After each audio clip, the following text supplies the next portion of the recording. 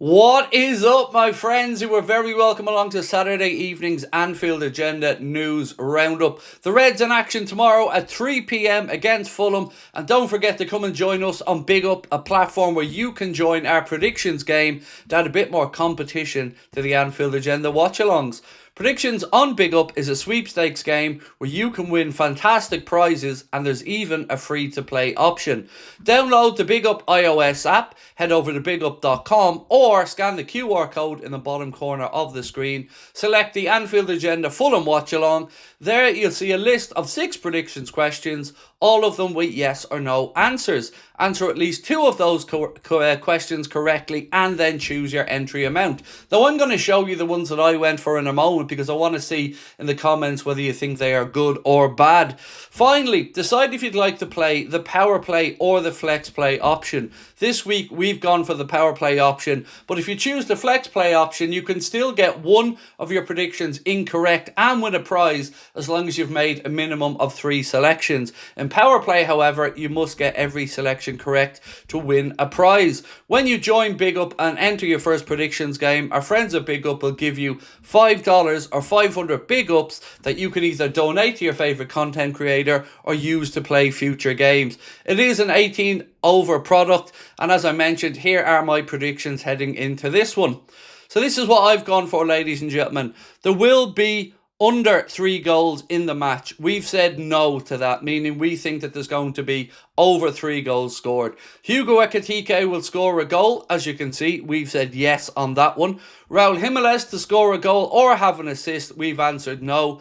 And there will be over 3 cards in the match. We've gone for yes. So go over to bigup.com, have a go yourself, and let us know if you think you can beat me on that leaderboard. Now, as I mentioned, we do have a lot of news to get through, so let's get straight into that now. And I want to start off with a little bit from Anfield sector, crediting Fabrizio Romano, and they say that the relationship between Club Brugge and Liverpool is very good, and Liverpool currently scouting Joel Ordonez as a centre-back option, as they are with several players. But at the moment, Fabrizio said nothing is agreed as of yet. Now, I don't know what to think about this one, folks. As I've said, over the last few days, it's gone one way, and then the other way, and then back the other way. But I am confident that we are looking to bring in a centre-back. If that's going to be Joel Ordonez, we will soon find out. But for me, I've got my fingers crossed because I really do rate him as a player.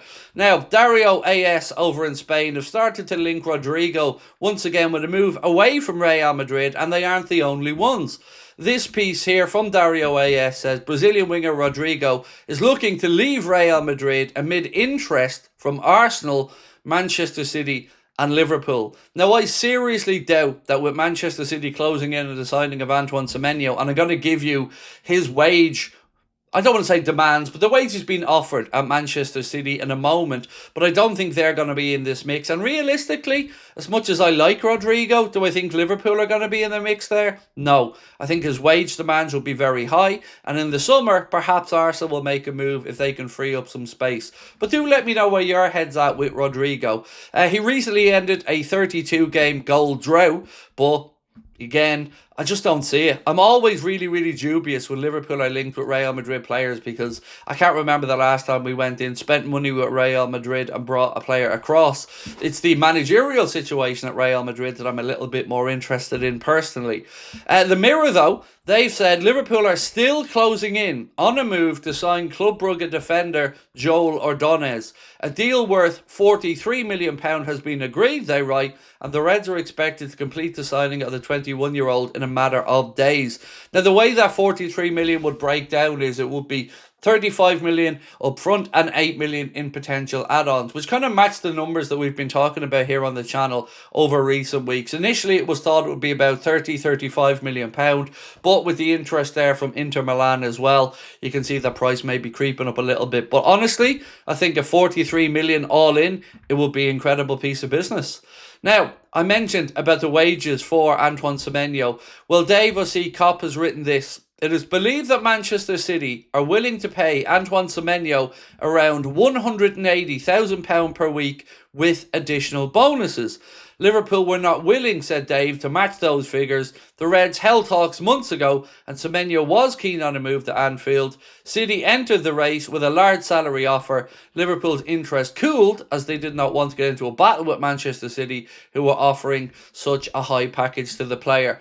Now, I can't be a hypocrite here. What was that, Craig? You're always a hypocrite? Fair enough. But I can't be a hypocrite here. I said before that Manchester City backed away from Wirtz, not because of the numbers, but because they knew they were going to lose the battle.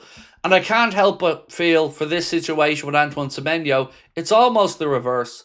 Liverpool seen and heard the numbers being mentioned and walked away, but also probably knew that the player had been speaking a lot with Manchester City and may be edging in that direction. Now, Hugo Ekitike, he's been speaking a little bit about the injury to Alexander Isak, and this is what Hugo's had to say. Obviously, that kind of thing happened, and I was very sorry for him, because it's not funny when you come to a new club and get injured with that kind of injury. It's difficult. Ekitike, speaking about his own form, said this: obviously, it was a tough period for us, but we just stick together, try to work. Obviously now it's a bit better, but I can't say it's the best because we've had a few draws in the last few games. But I think the most important thing when you play is to win, or we can't be happy. Giovanni Leone, well, he's been speaking about his recovery, and this is great news to hear, and I do love this kid's mindset. Let me know in the comments what you think about what Mr. Leone has had to say. He said, now the hardest part is over. I'm doing rehab, I'm in the swimming pool, I'm in the gym. For a footballer, an injury like this can be the most difficult moment of his career, but now I just want to train my head to come back stronger than before. I think that's the key thing. The head can do most of the work. I love hearing that. It must be so difficult and so lonely for a player like that when you are rehabbing, because yes, you might be at the accident, you might be doing some of your work there, but you're looking out with your teammates out there on the grass, training, kicking balls around, and hoping and waiting for that day. I'm sure he's had great support from players at the club like Virgil van Dijk, like Joe Gomez, who've gone through and been through that. And of course, the Liverpool staff have been through before with the likes of Joel Matip and others as well. So he's in good hands, but we of course look forward to the day Giovanni Leone is back on the grass and playing with the Reds. So I've spoken to you guys over the last week or so about a bit of a change of direction from a lot of the journalists in their take on the style of football that we're playing under Arne Slot. And here's a bit of a segment from Paul Gorst in an opinion piece that he's written recently that I want to just give you a bit of a flavour of. He said, there's a lack of fluency to the play at present, and Slot's insistence that the only way to open teams up is either through a moment of magic or a set piece has been a familiar trope. He may be oversimplifying for effect at times, but the repeated assertion is beginning to sound like a coach who was unable to piece together a team brimming with ideas and verve in the final third. He goes on to say, in the interest of fairness, there is some mitigation for Slot. The fact that Daniel Farke's side was well set up when they came against them, the fact that Mohamed Salah and Isak, two of the highest scorers of last season, aren't available to him. But either way, as I've mentioned, you can see that the narrative is starting to shift now, and more people rightly questioning what is the style, what is the brand under Arne. This isn't a Craig wants Arne in, Craig wants Arne out, you want Arne in, you want Arne out. Liverpool fans will forgive a lot of things. We'll always want 100% effort, that's a given. But we also do want football played in a style that we can get behind. And right now, what is the style at Liverpool? That is the question on so many people's lists, whether it's journalists, podcasters, YouTubers, or just fans all around the world trying to figure it all out. I really don't know the answer to it, but I do know, I hope we can find a style soon. I hope we can click into gear. But like I said yesterday, my understanding is that come the end of the season, Arne won't be the Liverpool manager. It would take something extremely drastic to change that from what I'm hearing. But of course, I want to know what you're thinking. So do let us know in the comment section. Please do drop a like if you've enjoyed this video. And as always, I do appreciate your patience when we do our ad reads and stuff like that. It's things like that that allow us to keep all of our content free and make it a community-based platform like we want it to be. Love you guys as always. Look forward to catching up with you tomorrow. Fingers crossed we can get the 3 points of Craven Cottage, but it won't be an easy game. Until then, have yourselves a wonderful Saturday. If you're going to watch the World Darts Final later on tonight, enjoy it. I know I certainly will be, and we'll see you soon. Much love. Bye-bye.